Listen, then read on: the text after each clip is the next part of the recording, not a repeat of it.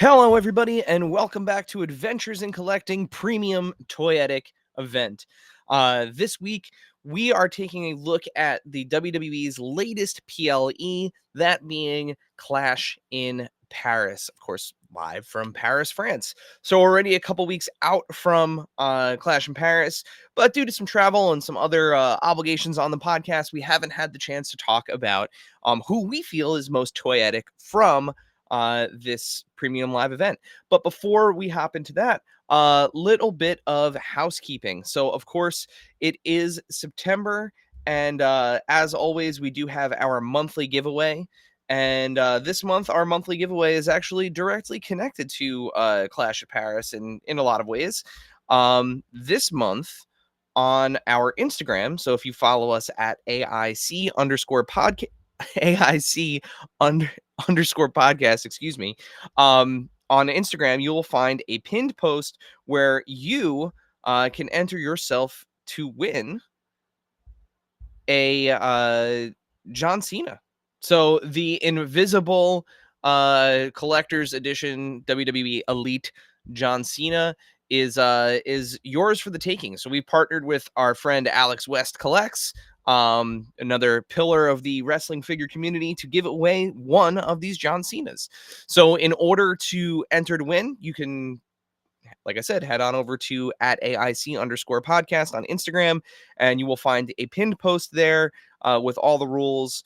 You can also find the post over on Alex's page, but this will be up the entire month of September, and we will announce the winner October 1st. And October's giveaway, I give you a little teaser. October's giveaway is something we have never given away before, like a type of thing we have never given away before. And it is associated with spooky season. So do with that what you will. But yeah, that takes care of our housekeeping. We are coming up, of course, on New York Comic Con season, and we will be there. So we will be at New York Comic Con live and in person next month in October. We are starting to book our meetings. We are starting to book our interviews. It's going to be a big show. Hasbro will be there, full booth, all that good stuff. McFarlane Toys. There's going to be a lot of people there. So definitely keep an eye on our socials. Make sure you're subscribed to us on YouTube, all that good stuff, so that way you don't miss any of the news. We are going to be there live and in person. So very, very excited to bring the Comic-Con coverage back to Adventures in Collecting. So with that, let's hop straight away into our Premium Toyetic Event. So if this is the first time you've watched one of these, welcome to Premium Toyetic Event. So we are not doing match recaps. We are not doing who was the best, who was the biggest reveal, anything like that. We are strictly talking about WWE, PLEs, and how they relate to the action figure world. So what we want to see, our friends at Mattel, Steve, Magic, Bill, what we want to see them tackle and bring to the line in either an elite, an ultimate, or a main event version. So with that, let's dive right in. So, of course, Clash in Paris was live from Paris, France. Absolutely magnetic crowd. They were magma hot the entire show, and the show was pretty packed, honestly. So our first pick is going to come from the first bout, and that is Mr. Tribal Thief, Mr. Shula Fala himself, Big Bronson Reed. So Bronson has had 2 WWE Elite figures so far, and both have been based on his kind of Bam Bam Bigelow-esque inspired attire. He, of course, now rocks all black. He's got this big black fur coat, and honestly, I think this is a really cool opportunity to repurpose legitimate sneaker foot molds that the team has done, and give Bronson a Shula Fala or 2 in this case. I think likely you're looking at probably an Ultimate Edition figure here. It's a lot of plastic between the entrance coat and the Shula Falas and the different facial expressions. But I think Bronson has proven that he is main event material, that he is going to be around for a while. I mean, the dude jumped off the top of the War Games cell and broke both of his ankles, and he's back, and he's taking on folks like Roman Reigns and putting on clinics. So he's definitely the real deal, the Auszilla.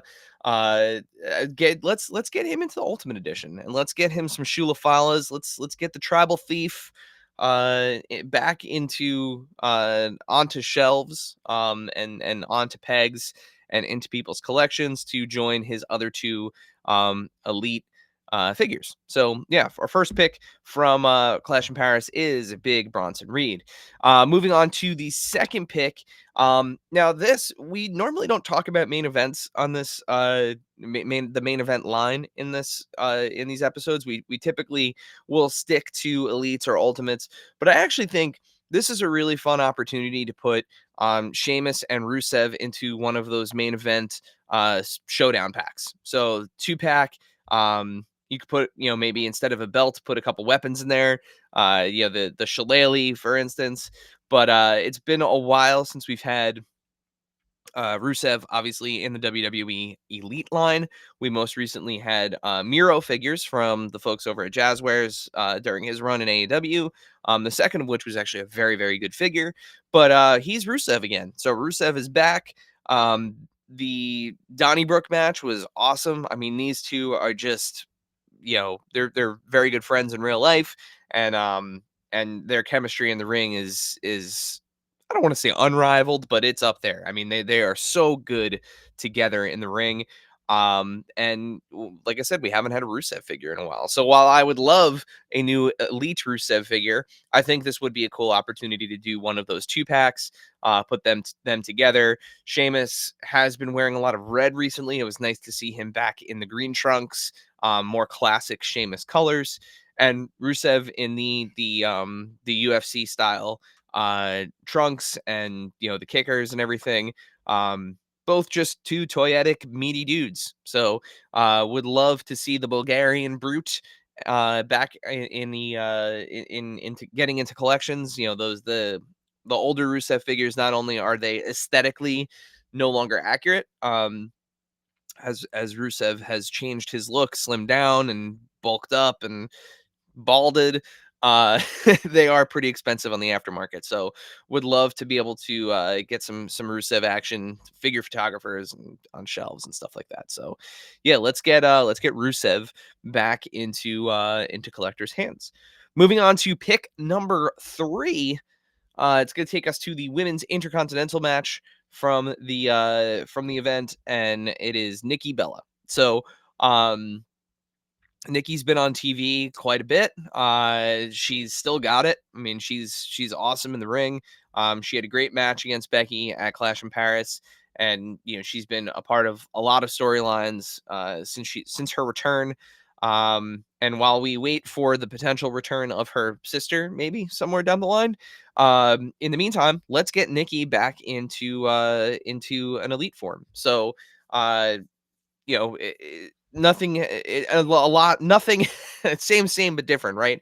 Not much has changed about her general look over the years since she's had her last figure, but technology certainly has. So let's get a new likeness. We've seen the WWE team at Mattel do some interesting things with heads and hair. So I think this would be a really cool figure to do swappable hair with, actually. So that way you could do the tight fitting baseball cap and hair down, and have the entire hair and hat come off, similar to something maybe like we saw with JD McDonough or Jimmy Uso, right? But let's attach the hat to it, so that way we get that one kind of like quintessential Nikki Bella face sculpt, and you get basically two sets of hair to go with her. I think this is definitely elite category, something that I think works as a current figure, as well as a just kind of a quintessential look for her. She's super toyetic in all of her reds, blacks, and whites. Love the Nikes. So yeah, the third pick for this premium toyetic event is Nikki Bella.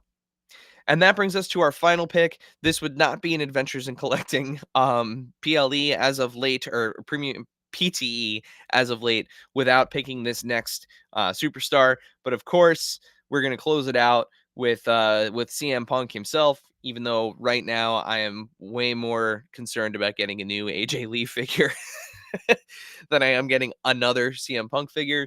But we're seeing a lot of, obviously he's super popular. We're seeing a lot of a big resurgence in CM Punk figures due to his success in the ring, and as well as just his kind of overall popularity. He's one of the biggest wrestlers in the world. And he's been making some really cool ring gear decisions. So at SummerSlam, we got to see his Fantastic Four, The Thing inspired ring gear, and here in Clash in Paris, he's wearing Doctor Doom inspired gear with the silvers and the greens and the blacks. Or maybe Slytherin. No, but it's definitely it's definitely Doctor Doom. But we've also been getting new CM Punk head sculpts, new soft goods T-shirts. I love the one of the new merch shirts that he's got on, the tank top that he has cut here is an awesome punk rock inspired T-shirt. So new soft goods, new colorway on the ring gear, and would love to see a different head sculpt too. We kind of get that same kind of neutral expression face sculpt, which is great with the short hair kind of slicked back, but his hair has been getting a little bit longer, and he hasn't been slicking it back. It's kind of been just I almost want to say like parted down the middle almost. So I would love to see some new hair, maybe a new face sculpt for Punk, on an Elite with that new soft goods and the repainted ring gear.